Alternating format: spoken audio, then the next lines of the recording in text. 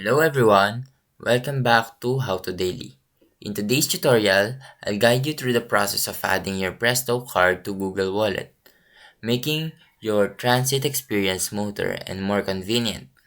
So now let's get started. Begin by opening the Google Wallet app on your smartphone. If you haven't already installed it, you can download it from the Google Play Store.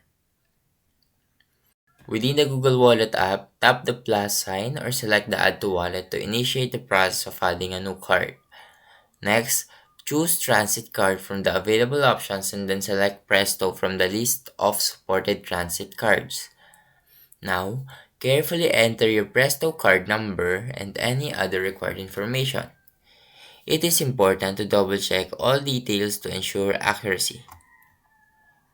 So once your details are entered, tap Save to add your Presto card to Google Wallet.